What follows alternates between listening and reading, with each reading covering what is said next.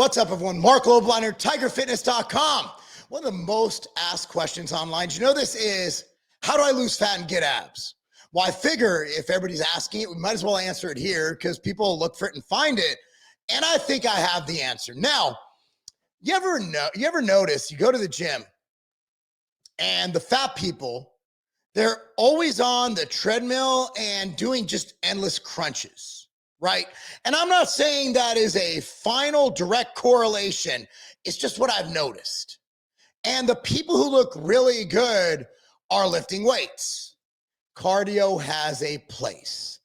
But if you're living off a diet of Bojangles, Popeyes, and KFC, and that is no knock to fried chicken at all, you're not going to get abs unless you're a genetic freak.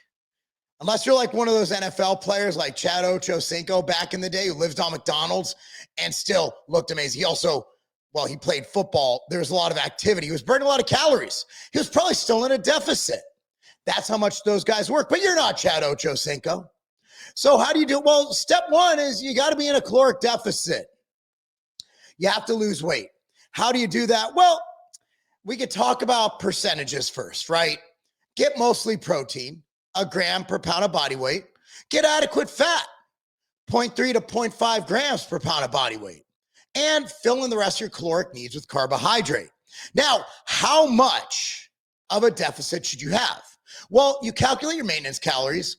There are calculators online. We even have one at TigerFitness.com. Or you could do what I recommend. And that's take 7 days, measure everything you eat. And if you didn't gain or lose weight, that's your maintenance. Congratulations. Yay. There's a study done in 2014 by Trexler et al.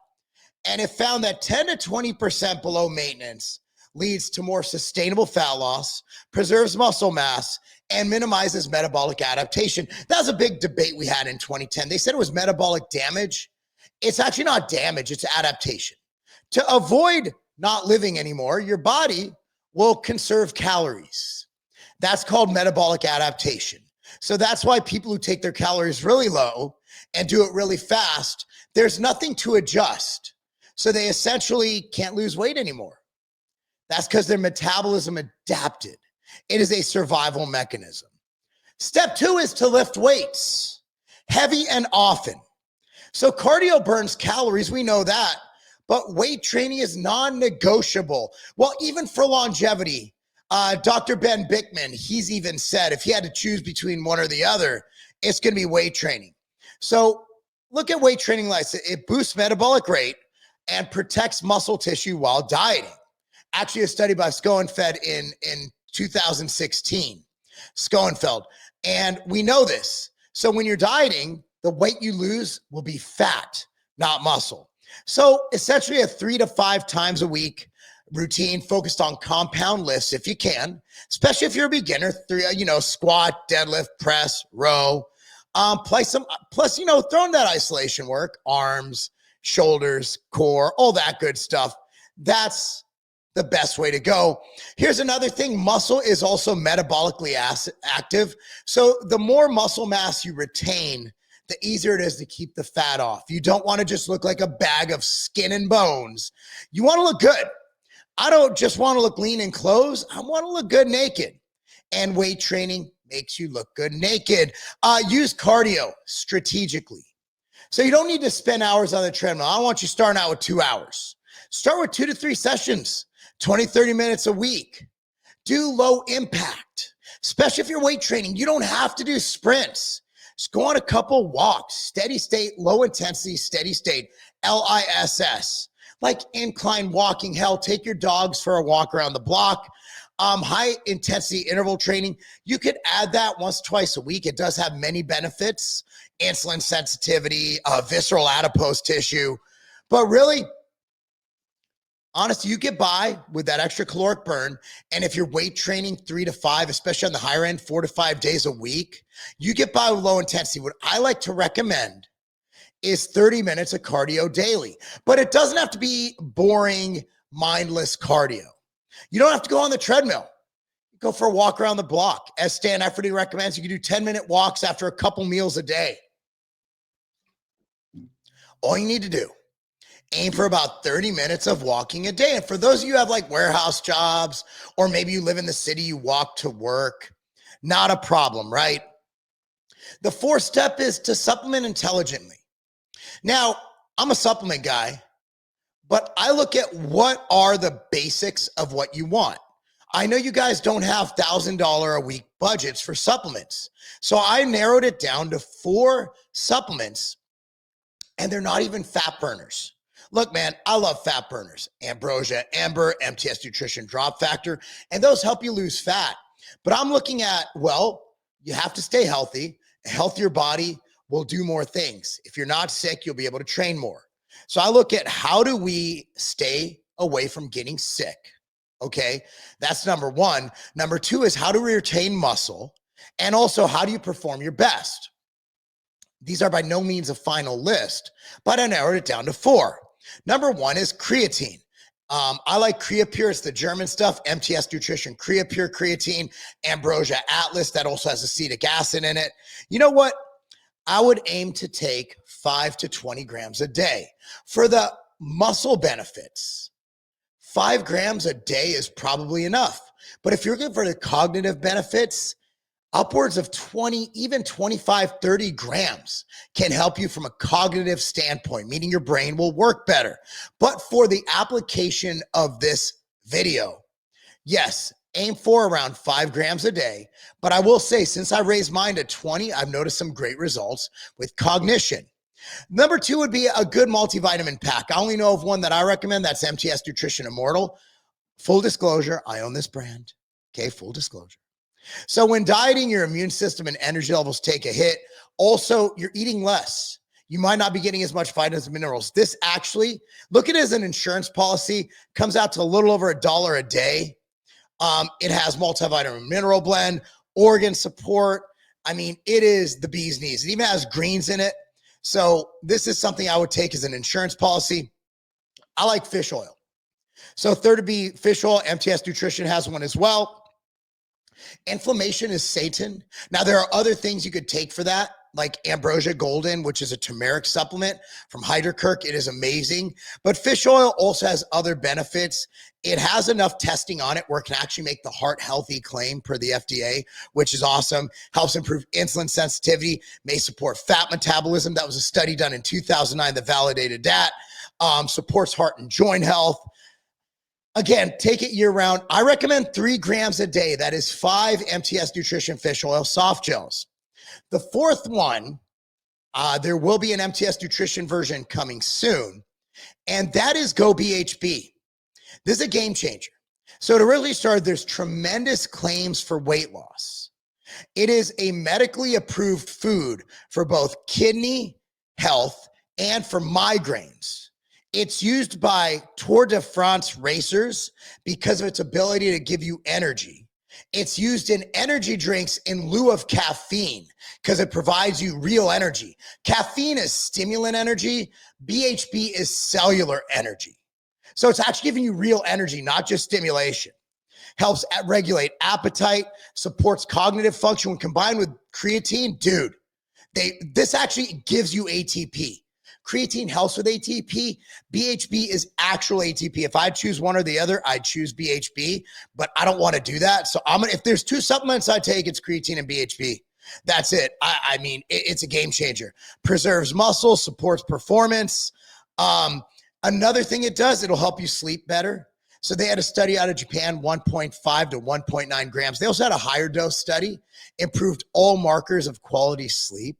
So it's something that gives you energy, helps you sleep more. And if you're someone who trains in the evening, take 5 to 10 grams pre-workout. It's a game changer.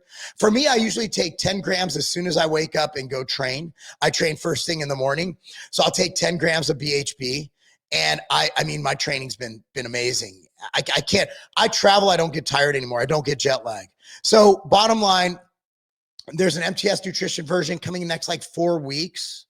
But definitely BHB, and it has to be goBHB. There's another ingredient on the market called 1,3-butanediol, and it's an actual scam. It is not a ketone, it's an alcohol that potentially converts to ketones in your body, in the liver. But at the same time, going through your liver actually it actually consumes ATP. One of the best benefits of BHB is the ATP. So you're taking away that benefit right away. Like, and it's in high doses, it makes you intoxicated. Like I think long-term, it's bad for your liver too. We need more data on that long-term. So that's the supplements. Step 5, get your sleep and your stress in check.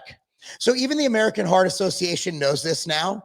They put lack of sleep as one of the factors in heart issues and heart disease. So make sure you get your sleep. Sleep deprivation lowers leptin, increases ghrelin. Those are the hunger hormones, and disrupts your insulin sensitivity. So much new data coming out. You know, if you had to choose between cardio and sleep, get extra sleep, 100%. If you had to choose, I actually do choose between cardio and weights. I choose weights because sleep and weights, because I actually feel better when I train than when I get an extra hour of sleep, if it's a give or take 6 to 7 hours. So aim to 7 to 9 hours of sleep a night. Very individual. Some people have a gene that lets them get by on less. I know people who get by on 4 to 5. I used to be that guy. I'm not anymore. I need at least 5 to 7. When I travel, I will get less than that, but I try to mitigate that as much as possible. Fit in naps when I can, like on airplanes or whatever I can. Manage stress. Again, cardio will take care of that. Those walks, they manage stress. Breath work, sauna, things like that. Those are things I do to mitigate stress. And sleep is a serious thing. It's when your body recovers, repairs, regenerates, creates memories, all that good stuff, regulates hormones, and it will help you lose fat. So step 6 is train your core, but not like you think you did, right? Those like countless crunches, the stupid. So you want to have a strong core. It'll enhance your performance, enhance your lift. And, you know, you're looking at doing things like weighted crunches, like cable crunches, like leg raises, like ab wheel rollouts are great. You want to use resistance. If you, just like weight training, if you can do over like 12 to 15 reps, you could probably go heavier. So again, I want you to use resistance on your abs, because like any other muscle, it needs overload. So the bottom line is, people always say, oh, abs are 100% diet. I've seen people who are lean, who have no muscle build at all, no muscular development, and they don't have abs. They look flat. It's just they have a flat tummy, whatever the hell that is, right? So you can't just say abs are made in the kitchen. No. They're made in the gym, but the kitchen helps display them, right? It's a muscle. That's like saying biceps are made in the kitchen. How friggin' stupid is that? So bottom line, diet for fat loss, okay? Weight train hard, train your core, take your supplements that'll help you. Again, if you get rid of one thing, and like let's say you're just picking the top, it's tied. 1 and 2 are diet and training, the training, not even core training, weight training. So that's tied for first, diet and weight training. If you go down the list, sleep would be number 3, supplements would be number 4, and then training your core specifically would probably be number 5, in my opinion. With that being said, what do you think? Do you have abs? Do you want abs? Hopefully this gets you abs. I'm going to link in the description box on YouTube. I'm going to go ahead and link an article I did, kind of lining this out. It also outlines the study and the data I got, I basically used for this article, because this video and article, because at the end of the day, man, I want to make sure that I'm not just speaking out of my ass. So I always cite some data, because I am a data-driven guy. But again, like, I'm a pro bodybuilder, a very bad one, but I'm a pro bodybuilder. But I've been doing this a long time. And I learned how to train not by reading studies, but by pretty much doing what I wanted to do, and then finding out what works and adjusting as I went. And what I found is that what worked for me generally was backed by the science. It's weird how that works, right? Like, you have to do it before you study it. Like, if you don't know it exists, how are you going to study it, right? So anyway, be sure to like this video, subscribe to this channel, click on the notification bell. And also, one more thing. If you do go to tigerfitness.com, use coupon code MAHA, M-A-H-A, MAHA, gives you 10% off the entire site, including all the supplements I talked about. The goBHB, that'll be in a few weeks. For now, there are some options on the market that you can use that are awesome. But we will have our brand coming out really soon. Anyway, guys, thanks for watching. I'm Marc Lobliner. That's not a game.